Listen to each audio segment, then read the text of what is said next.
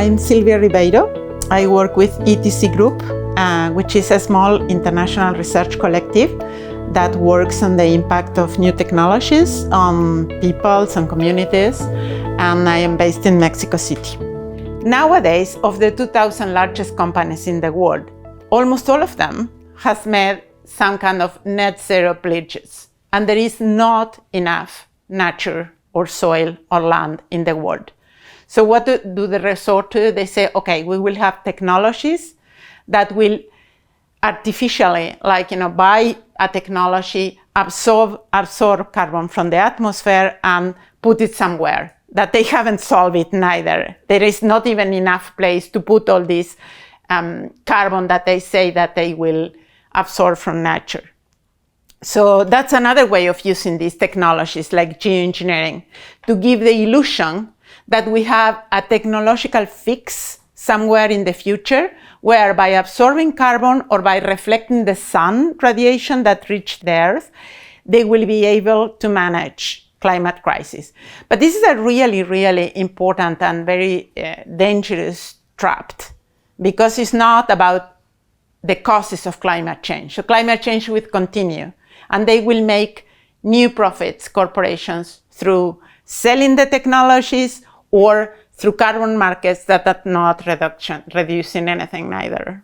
We have today a presence of finance technologies that is really very heavy on, for instance, food and agriculture, but in all technologies, but it's kind of invisible in a way that people doesn't know about it.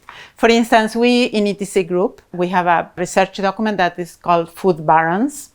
And in this document, we made an analysis of how the three largest investment funds, like BlackRock, Vanguard, they have a presence in basically every step of the food chain.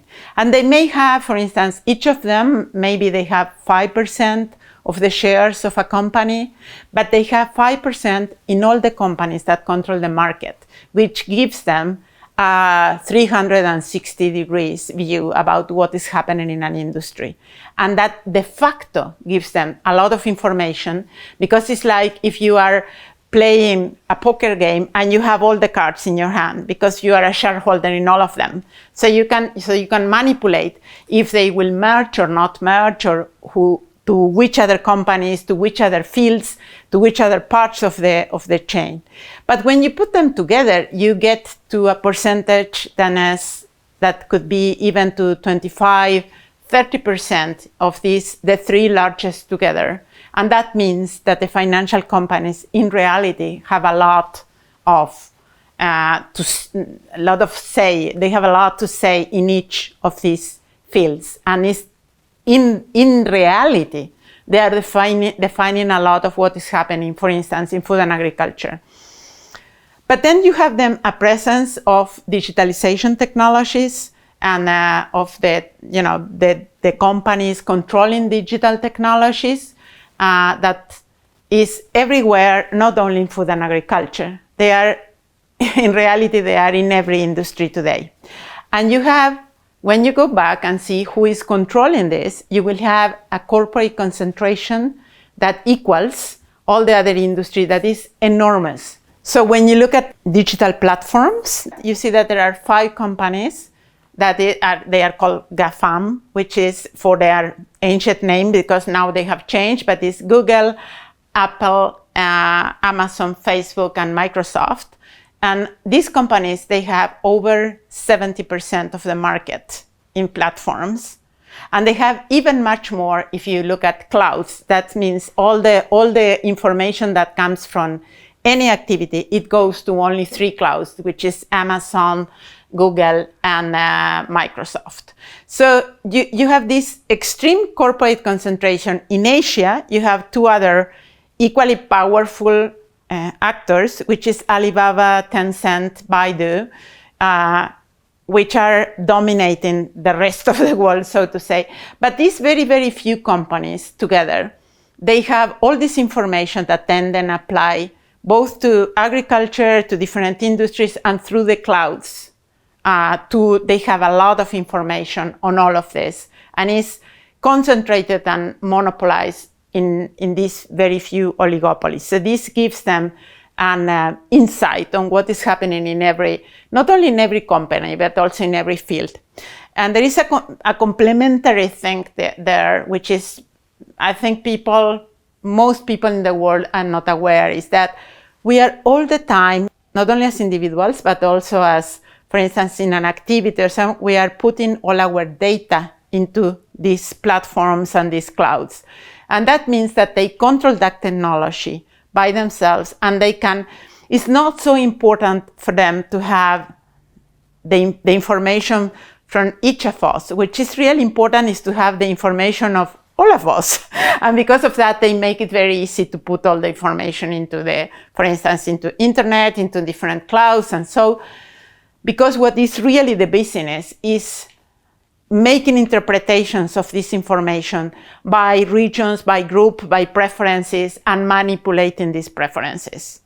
So that is what they are trying to do. And with this power that they have of all the information the digital technologies have, they are, of course, also influencing a lot into governance. And they do that at international level, at regional level.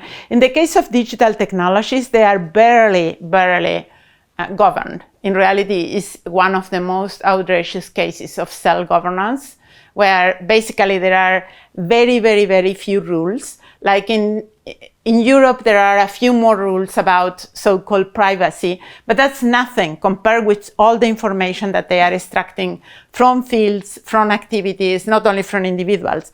These clouds are also concentrating the information from governments. In many places, the governments are using these same private clouds to store a lot of information about health, about education. And with the pandemic, all this really grew immensely. So now they have all this information together that they can reorder and systematize and sell, and has become a private asset, something that is our collective knowledge on many things and our collective ways of seeing life and how to do it. So the problem is that on one hand, these corporations, they don't have any regulation in the case, or very, very few or very limited regulations in the case of digital technologies.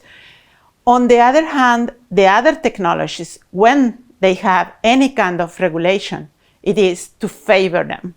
And now we have this new phenomena of stakeholderism, which is that corporations sit together with right holders and with people that are there for the public good. Say that governments, they may not do this, but they are supposed to be working for the public good, while a corporation is only working for their own profit.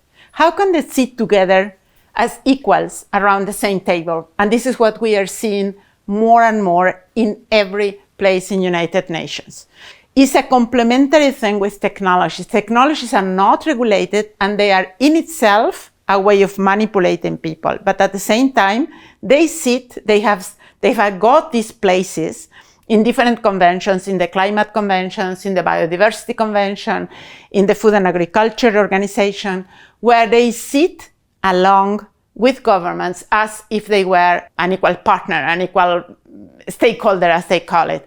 And that is an extremely dangerous concept, because we really need that institutions make a very clear difference between those organizations and institutions that are acting for profit and from their own profit, and right holders, like peasants, like women, like, that are defending rights, things that all of us need to keep and need to defend, and governments that should be defending the public and the public good.